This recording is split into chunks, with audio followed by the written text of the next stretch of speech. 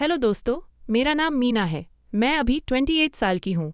शादी को 5 साल हो चुके हैं। मैं एक छोटे से गांव की सादी सी लड़की हूँ। गोरा रंग, लंबे सीधे काले बाल जो अक्सर एक छोटी चोटी में बंधे रहते हैं। शरीर घर के काम और खेतों की मदद से टाइट और स्वस्थ है। लोग कहते हैं मेरी आंखों में एक नरम सी चमक है जो बात करते समय दिल को जकड़ लेती है। मेरे पति का नाम सुरेश है। वह थोड़ा शर्मीला और कड़ी मेहनत करने वाला है। दिन भर खेतों, डेयरी और गांव के कामों में लगा रहता है। हमारा जॉइंट फैमिली सिस्टम है। सासू माँ, ससुर जी और सबसे बड़े जीठू जी, जिनका नाम मोहन है।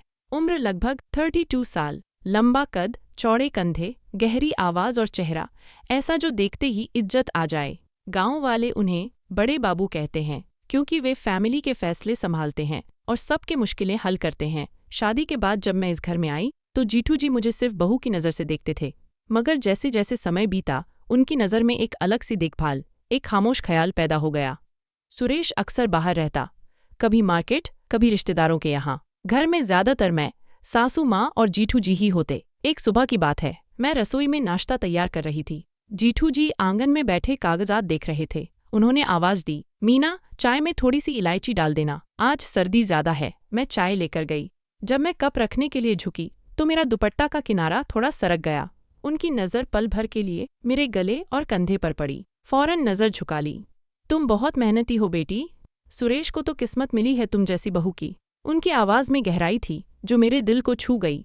मैं शर्मा कर बोली, जीठू जी, आप ही तो सबको संभालते हो। उस दिन के बाद कुछ नहीं हुआ, मगर दिल में एक हल्की सी लहर उठी। दोपहर को सासू माँ ने कहा, मीना, ऊपर वाले कमरे की पुरानी अलमारी साफ कर दो, कुछ सामान बेचना है। जीठू जी भी मदद करने आ गए। कमरा तंग था, पुरानी किताबों और कपड़ों की खुशबू भरी हुई थी। एक भारी संदूक उठाते हुए मेरा पैर फिसल गया। जीठू जी ने फौरन पीछे से मेरी कमर पकड़कर संभाल लिया। उनका हाथ गर्म और मजबूत था। कुछ सेकंड, मगर उस टच में एक बिजली सी दौड़ गई। सावधानी से गिर जाती तो बहुत तकलीफ होती। उन्होंने नरम आवाज में कहा। मैंने सिर झुकाए हुए शुक्रिया अदा किया। उनकी सांस मेरी गर्दन के करीब थी। बाद में उन्होंने एक पुरानी लाल साड़ी निकाली। यह तेरी सासू माँ की जवानी की यादगार है, तुझ पर खूब लगेगी। मैंने हंसकर टाल दिया। रात को जब सुरेश आया तो मैं उसके करीब लेटी, मगर दिमाग में जीठू जी का वो मजबूत हाथ घूम रहा था। दिन बीतते गए। एक बार गांव में बारिश के बाद खेतों का नाला भर गया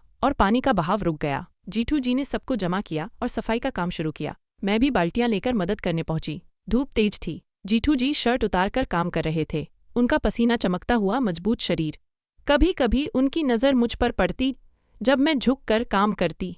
मीना, थक न जाना, पानी पी ले, कहकर उन्होंने मेरा हाथ पकड़ा और लोटा दिया। लोगों के बीच भी लगता था जैसे हम दोनों के बीच कोई खामोश बात हो रही हो। घर लौटते हुए रास्ते में उन्होंने कहा, तुम बहुत हिम्मत वाली हो। सुरेश को समझना चाहिए कि उसकी औरत कितनी कीमती है। उनकी बात में गहरा ख्याल था। घर आकर मैं नहाने गई। बाथरूम का दरवाज़ा पुराना था। नहाकर निकलते हुए जीठू जी बाहर से गुजर रहे थे। मेरी गीली साड़ी शरीर से चिपकी हुई थी। उनकी आंखें रुक गईं, फिर फौरन घुमा ली। चाय बना देना बाद में। आवाज़ में कुछ छिपा हुआ था। ऐसे ही कई दिन गुजरे। रातों को जब सब सो जाते तो जीठू जी मुझे गांव की कहानियां सुनाते। एक रात उन्होंने अपनी अकेलेपन की बात की। बेटी, जिंदगी में जिम्मेदारियां बहुत हैं। दिल चाहता है कुछ बात कर लूं, मगर रोक लेता हूं। उनकी आंखों में अकेलापन था। मैंने पूछा, जीठू जी, आपको क्या चाहिए? उन्होंने मुस्कुराकर कहा, बस फैमिली की खुशी और अच्छी जिंदगी। एक दिन ससुर जी के पुराने झगड़े की वजह से जीठू जी को शहर जाना पड़ा। सुरेश खेत में व्यस्त था तो मैं उनके साथ गई। होटल में अलग कमरे थे, मगर मीटिंग लेट हो गई। लॉबी में बैठे रात देर तक बातें हुईं। उन्होंने बताया कि उनकी पत्नी 8 साल पहले चल बसी थी और उसके बाद उन्होंने कोई रिश्ता नहीं जोड़ा। अकेलापन बहुत सताता है कभी कभी। उनका हाथ टेबल पर मेरे करीब था। मैंने तसल्ली के लिए हाथ थोड़ा सा छू लिया। बस इतना ही। घर वापस सब नॉर्मल रहा। आहिस्ता आहिस्ता हमारे बीच एक गहरा भरोसा बन गया।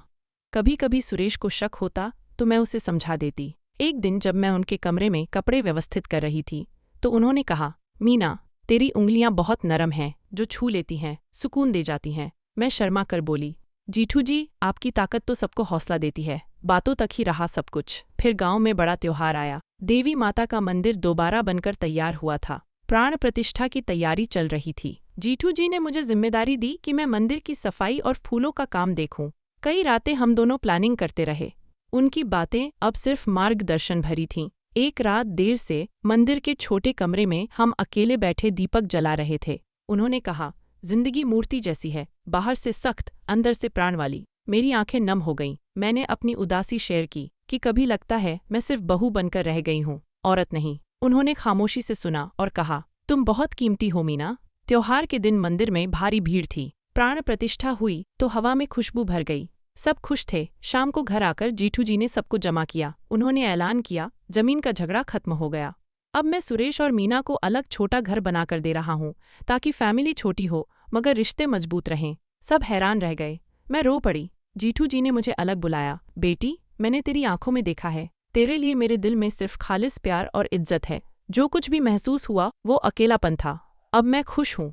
उस वक्त मैं समझ गई, यह सब रिश्तों की गहराई थी, न कि गलतफहमी। सुरेश को सब पता चला तो वह भी समझ गया। हम अलग घर में शिफ्ट हो गए। जीठू जी हफ्ते में एक बार आते, सलाह देते, फैमिली को जोड़े रखते। अब मैं माँ बनने वाली हूँ। जीठू जी सबसे ज्यादा खुश हैं। उन्होंने कहा, तुमने फैमिली को नई जान बख्शी है। दोस्तों, यह कहानी जीठ और बहू की नहीं, सच्ची इज्जत, भरोसे और फैमिली के रिश्तों की है। लोग सोचेंगे शायद कुछ हुआ होगा, मगर असल में सिर्फ समझबूझ और खालिस प्यार था। अच्छे लोग जानते हैं कि जिंदगी में रिश्तों को समझना पड़ता है, छूना नहीं। सब खुश रहे, फैमिली मजबूत रही। मैं अब भी उन्हें इज्जत और प्यार से जीठू जी ही कहती हूँ। दोस्तों, अगर आपको यह कहानी पसंद आई तो चैनल को जरूर सब्सक्राइब करें, वीडियो लाइक और शेयर करें। अगली कहानी में मुलाकात होगी। धन्यवाद देखने के लिए।